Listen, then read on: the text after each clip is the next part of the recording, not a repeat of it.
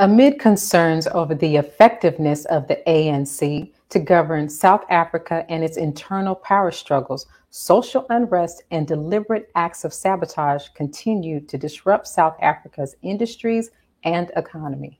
Half South Africa's 35 million adults are thought to still live below the poverty line, and youth unemployment is at around 50%. The pandemic hasn't helped, and the government has given grants to people affected by the pandemic, but have not been able to be as generous as Western countries have with their furlough schemes. Current senior leader of the ANC, Matthew Phosa, says, let us not again blame apartheid or the global economy. This, he says, was an event of our own making, and we have blood on our hands. Joining us, this is weekly contributor Brian E. Muhammad, Final Call news writer. Greetings, sir. Greetings, Sister Rosalind. Good to be back. Yes, sir. Thank you.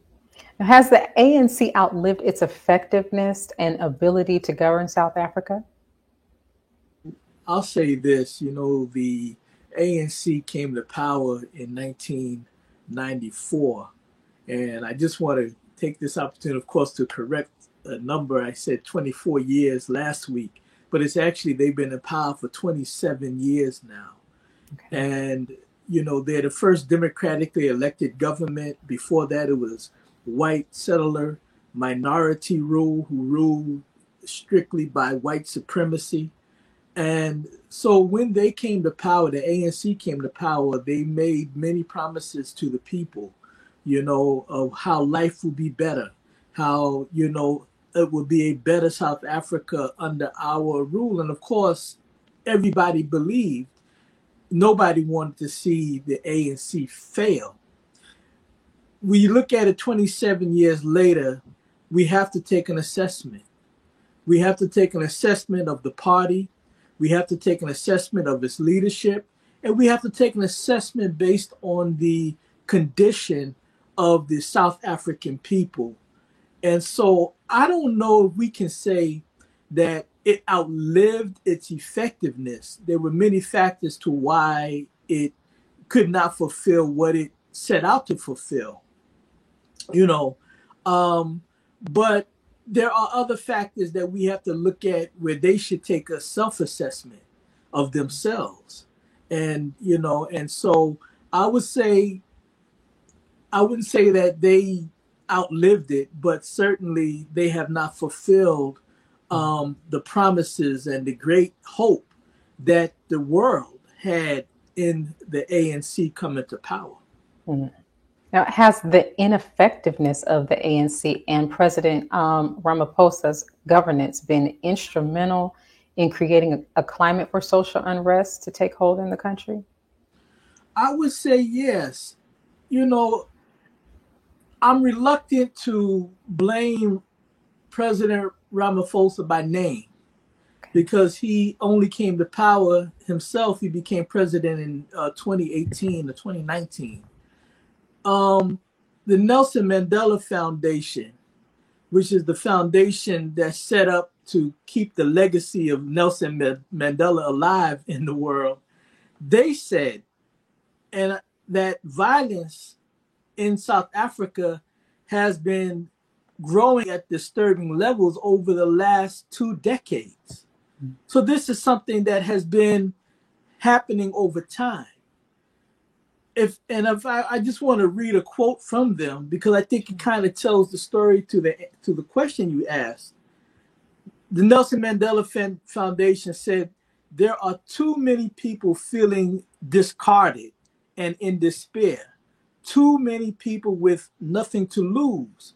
Too many people who have seen political and other elites at all levels play fast and loose with the law and with impunity.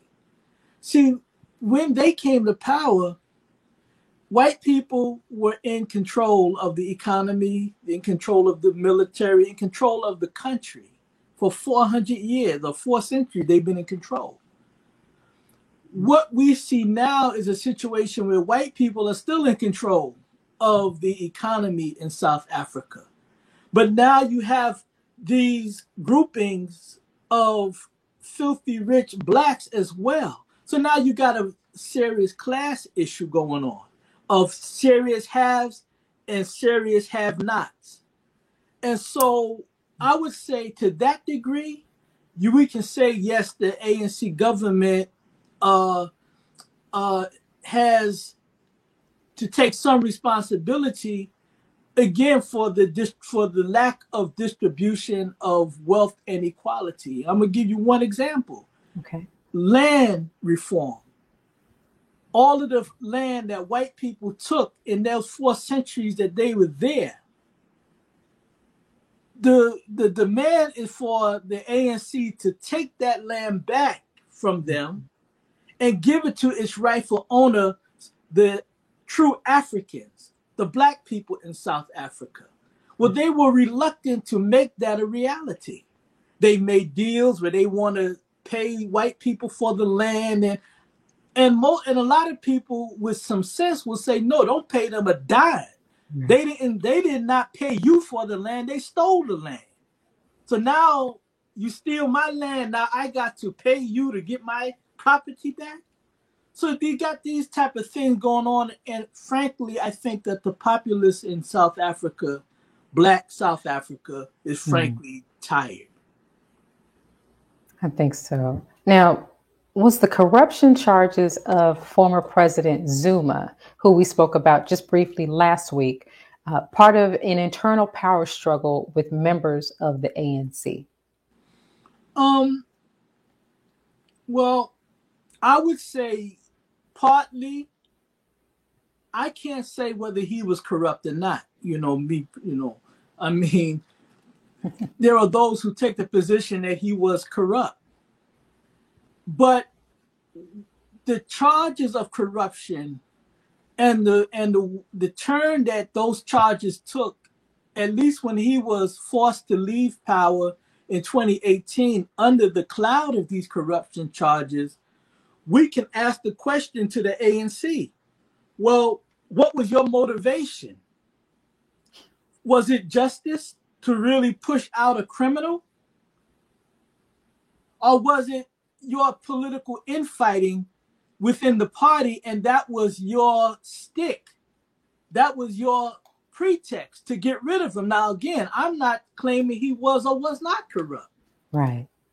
But I'm saying the motivation within the party. So some of the energy around these charges, yes, I believe, had a lot to do with the political infighting within the ANC party. Okay. Now, briefly, we saw in the clip some of the damage that is currently happening in South Africa. What types of infrastructure and industry have been affected by that damage during this crisis? Well, they interfered with over-the-road trucking. They interfered with the ports. See, the area that this happened in, this area called KwaZulu-Natal, and which is a province that also includes Durban. These are the major port areas. Let me give you some facts about these areas in answering that question. Sure.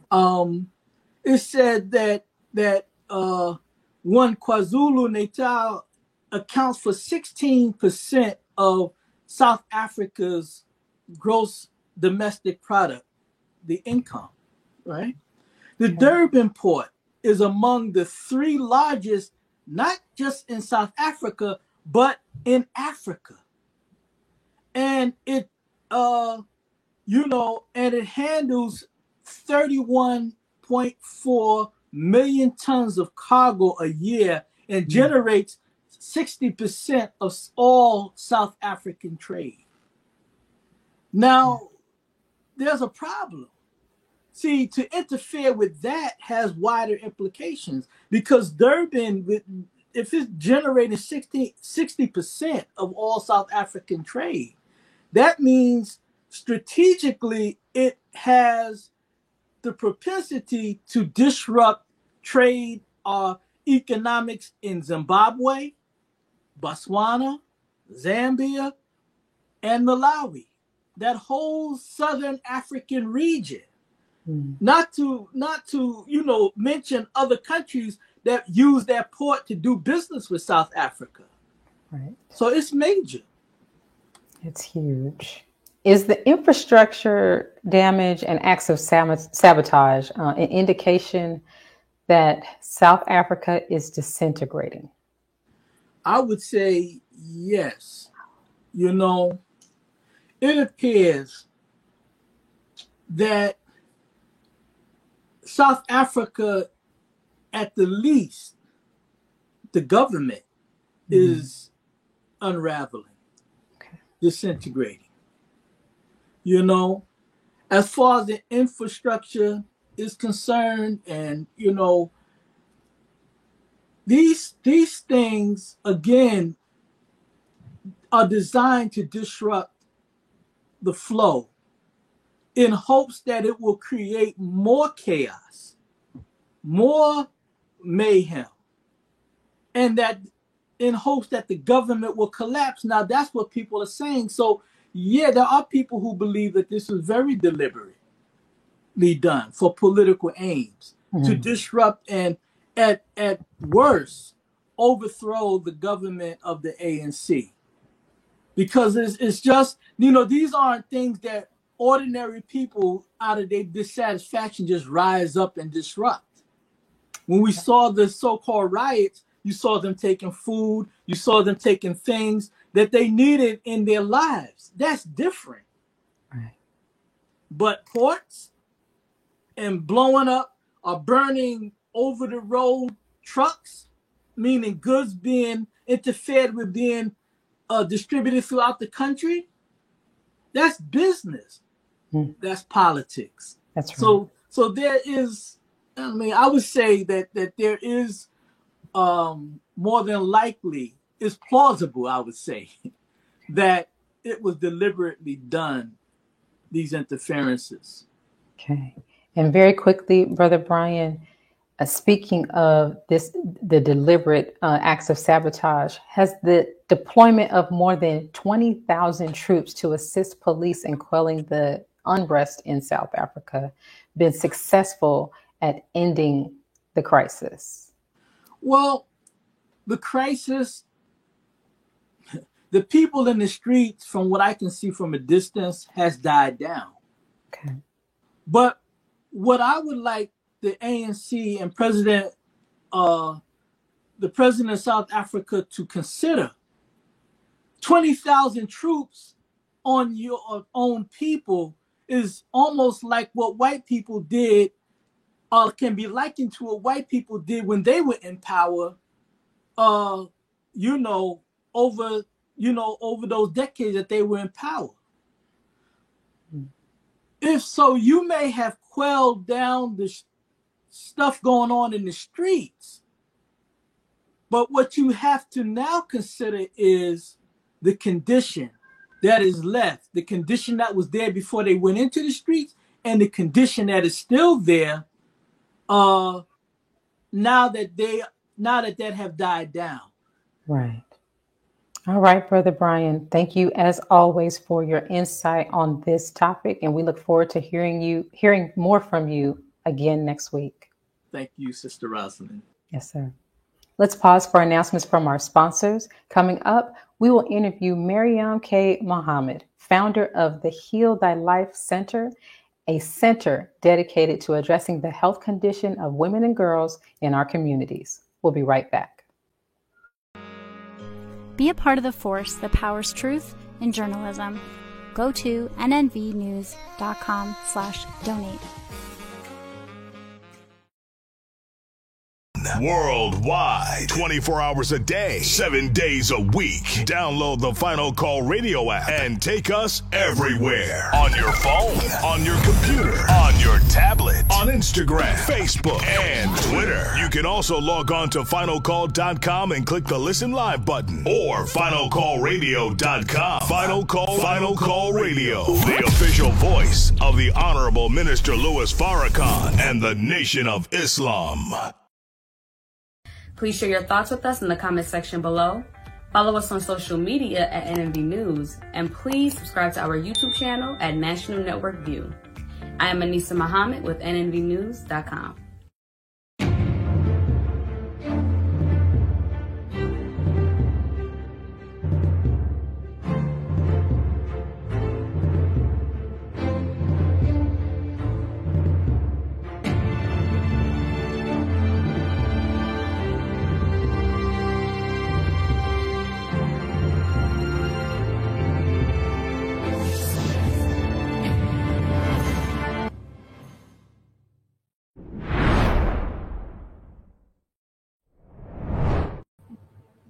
Heal Thy Life Center educates women and girls on how to live healthier lifestyles through workshops and seminars while simultaneously providing them with products to maintain their health and the health of those in their care.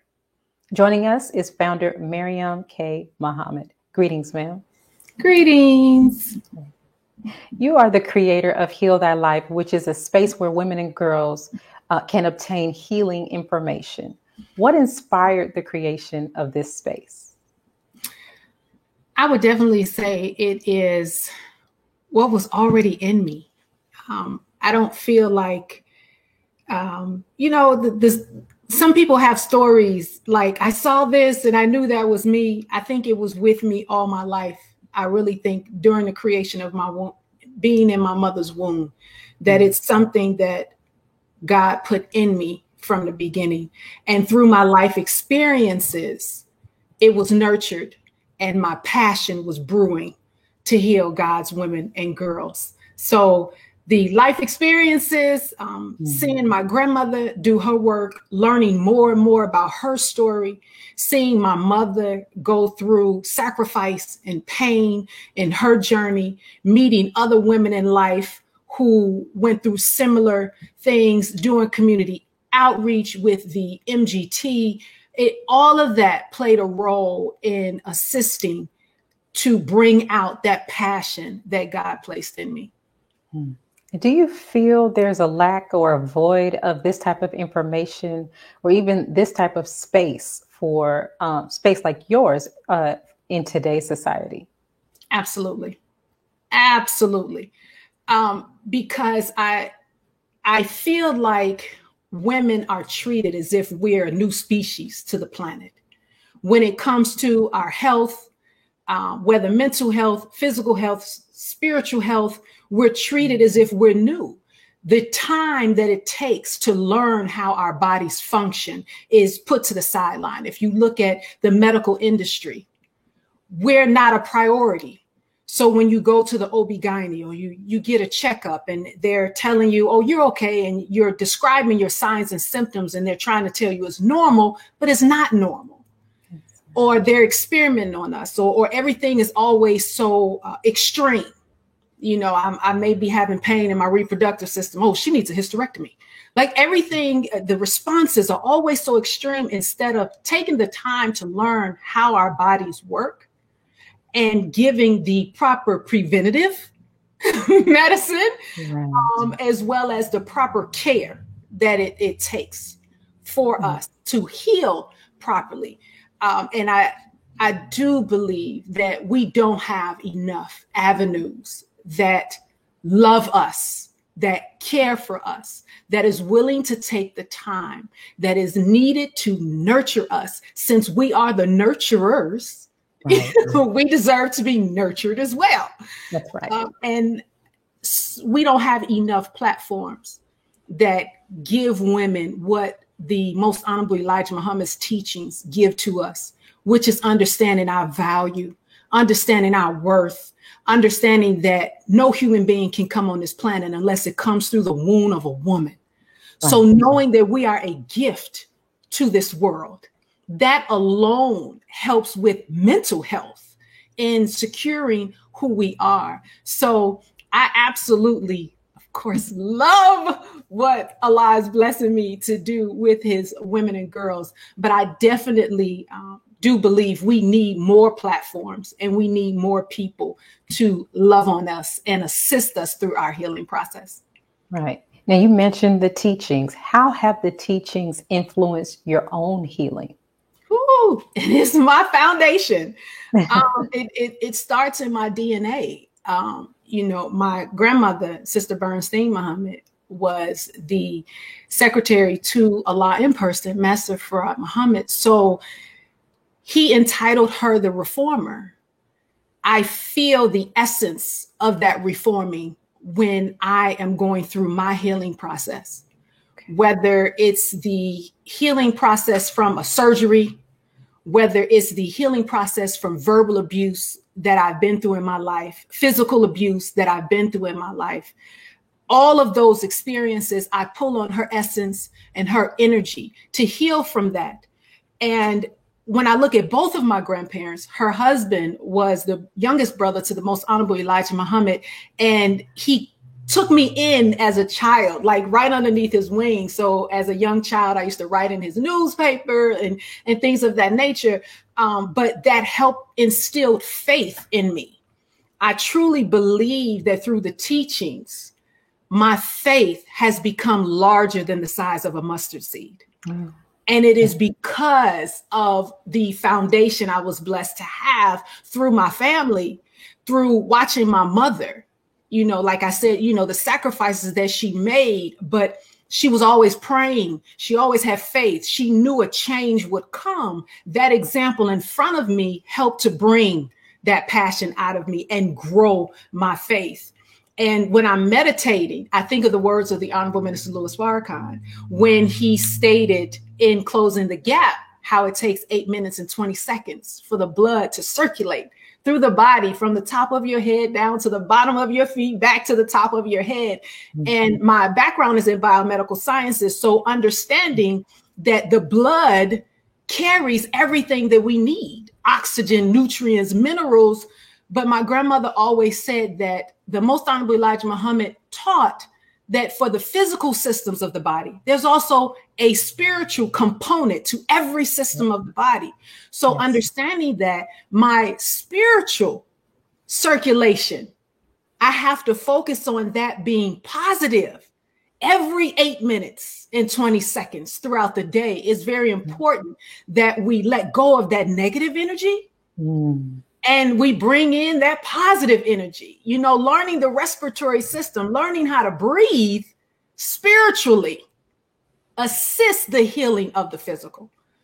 So I focus and love on all of those words and all of those examples that we have before all of us to feed off of. That is the core essence of my healing process, because I have been through a lot. My journey has not been easy, but my faith has been strong because of the teachings of the Most Honorable Elijah Muhammad. Perfect. Now, you are an author of 3 or so books thus far. Can you talk to us just a little bit about each of those books? Sure, absolutely. So I have my very first book, Why I Am Enough. That was my baby. And that book is affirmations. It's a lot of poetry in there to heal us through. It's like that loving communication that we need to get us out of a rut, to get out of the mental state that I am no good, or any type of title or stereotype that people have placed on us. That first book is key for that. I've had women tell me that they carry it around in their purse, so that they can just pull it out and just open it up to a page that they may need for that moment. And the funny thing is, when I first sent off for the book, after it was published, when I received it, it was smaller than I expected. And I was like, this ain't my baby. But the thought that came in my mind was, women will need to carry this with them where they go. So I received that and I moved out with it. And then the next book was The Power to Break Generational Pain. That book, that book really is a part of a painful journey for me, a painful journey that I've witnessed other women go through. And even going into the schools and talking to young women and talking to girls and teen mothers or people who've been abused, that book is steps on how to get through the generational pain that we carry, that it's time for us to break that cycle. And the workbook just complements both of the books to continue to take you through the steps needed to heal yourself, because all of us are healers. We just have to tap into it and understand what our healing powers are and how do we use them to heal ourselves. With this information, with the books, with the classes, how can you be reached? There are so many of us women and girls who have experiences that we may not even realize were traumatizing. Yeah. What can we do to reach you, to donate? Do you have speaking engagements coming up? Can you talk to us a little bit about how to reach you and what you have coming up for us in the future? Absolutely. Our Facebook page, mine is Mariam Kalila. Everywhere, Facebook, Instagram, Twitter. I don't tweet too much, but Instagram and Facebook, I do a lot. I'm now doing the TikTok stuff too. But it's HTLC19, the website, HTLC19.com. I can be reached anywhere on those platforms because I'm always responding to DMs and all of that stuff. So I can be reached those ways. Right now, the projects that we're working on is our Fit for Motherhood program. For the month of August, we will be giving away school supplies, 95 book bags filled with school supplies. We have adopted an elementary school that we will be taking there. We also have two high schools that we have adopted this fall that we will be taking our Fit for Motherhood program in. The program every 90 days also gives Pampers, wipes, any type of supplies that mothers may need for their children 5 years old and younger. So that includes clothing. We will be doing a coat drive in the winter. So that's like my baby project right now. I'm putting a lot of focus on that to help mothers in need. And then on the Heal Thy Life side, we have the Healing University online where you can take courses to heal yourself from the generational pain that we all are going through. And I love the fact of how you brought up, that we have traumas that we don't know we're suffering from. A lot of times we're in situations and you don't know that you're functioning incorrectly or at a low level until you see what it feels like to be back normal or what it feels like to be healed from the trauma that you actually have gone through. So we all need healing. Yes. All of us need to be healed from something, whether it's genetics or what have you. But we definitely all need to be healed. Thank you so much for joining us today. I am going to run to the website and buy all three books just to hear what you have got to say, because like you said, we are just working with things. We are very much an afterthought in this society. So that's right. And we're on Amazon too. My books are on Amazon as well. Okay, perfect. Thank you for joining us, and I look forward to seeing more from you. Thank you. Let's pause for announcements from our sponsors. When we return, Ankit Rumi will join us for an interview on her art, her poetry, and social justice. We'll be right back. Be a part of the force that powers truth in journalism. Go to nnvnews.com/donate. Worldwide, 24 hours a day, 7 days a week. Download the Final Call Radio app and take us everywhere. On your phone, on your computer, on your tablet, on Instagram, Facebook, and Twitter. You can also log on to finalcall.com and click the Listen Live button, or finalcallradio.com. Final Call Radio, the official voice of the Honorable Minister Louis Farrakhan and the Nation of Islam. Please share your thoughts with us in the comment section below. Follow us on social media at NNV News, and please subscribe to our YouTube channel at National Network View. I am Anissa Muhammad with nnvnews.com.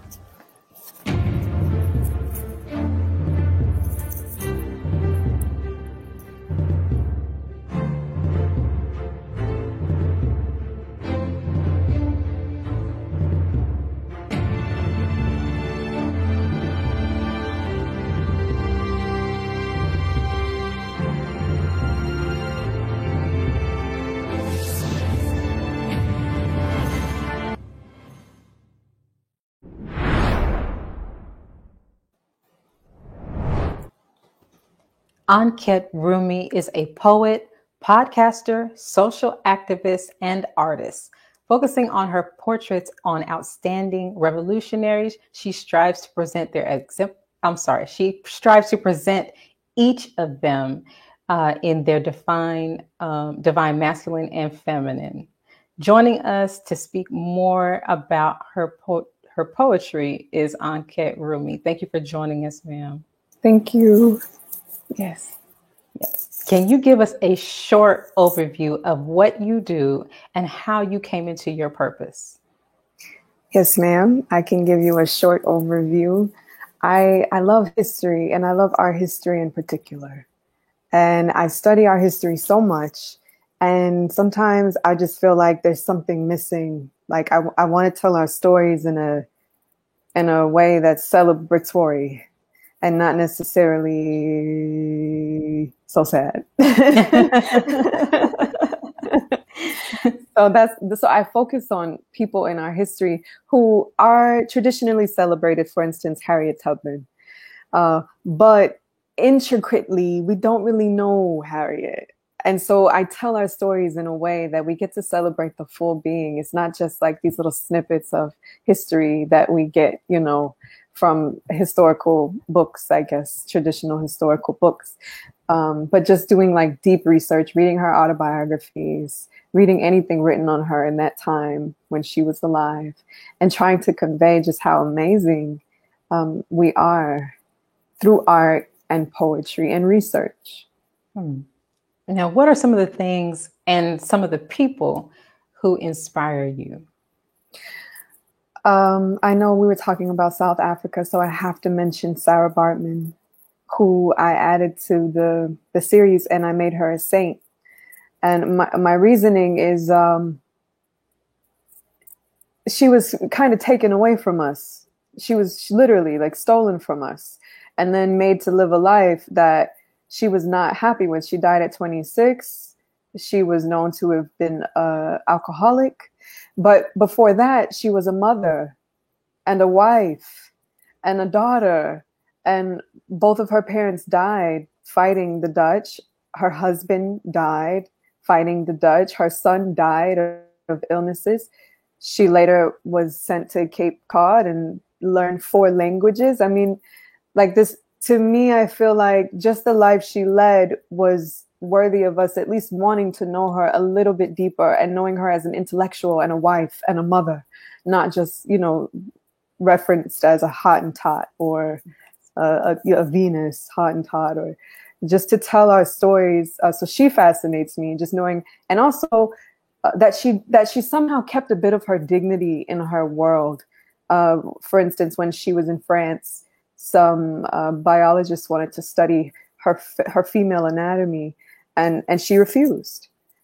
So she did somehow keep some of her dignity, but of course by then, when she died, those same biologists just took her physical body and casted it. And in 2001, Nelson Mandela requested that they send her body back so she could be put to rest properly. But if you see some of the paintings of her, I've never seen her in a beautiful white gown with flowers in her hair and flowers on her hands and a halo behind her head. And I feel like it's really empowering for me as a woman to see her that way and to recognize her that way because I said so, not because a Dutch took her and told us what to see her like, like many of our stories. Right. When you write and when you paint, what are some of the things that you try to impart onto those who encounter your work? Like you just said in your description about Sarah Baartman, you painted her in clothed. Most of the time we see her, she is unclothed, and we hear about her traumatizing story. Is the humanness what you try to impart? What is it that you're trying to get across to us who view your art or read your poetry? I would like for us to see her as more than human, as a saint in particular, as someone who represents us taking our images back, like we can take her back. She doesn't have to go down in history like she has. And, even, with her being nude in her cultural context, in the Khoikhoi environment, that is completely natural.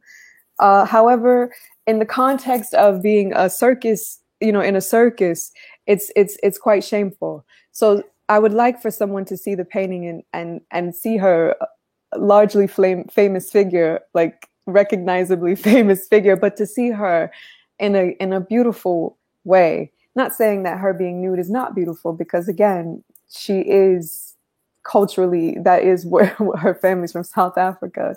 And we're talking about the Khoikhoi people, but in the context of what happened to her in Europe. So I would like for someone to see that painting and be intrigued, and then possibly read the poem. Black woman, we admire you. Every flower in the universe would not be enough, but still we honor you. And we put them in your hair, in your hands, and at your feet. So I would hope that it could at least make an impression that when someone thought of Sarah Baartman, it wouldn't naturally be, I'm not even going to repeat what people say when I say, do you know Sarah Baartman? But it would be, oh, Saint Sarah Baartman. She represented us as Black women, claiming our imagery back from the hands of colonialists. I mean, this was in the 1700s. It's not feasible anymore in 2021 to see her that way. That's right. Now, you have a wonderful name. Can you share with us the history or some insight behind your name? Yes, ma'am. When I was not doing very well, I was feeling very sick, and I had two communities that came to the forefront for me.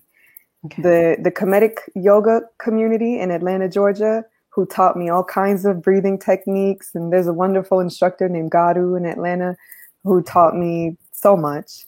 And then there was another community, the Sufi Muslim community, that in fact, Rumi was the major poet that really opened up my heart and made me decide that I wanted to be alive.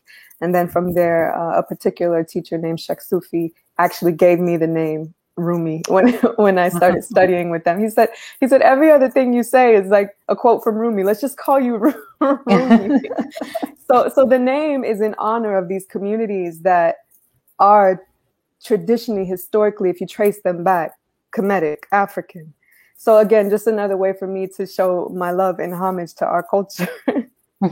Perfect. Now, are there any additional projects that you are currently working on that you could share with us?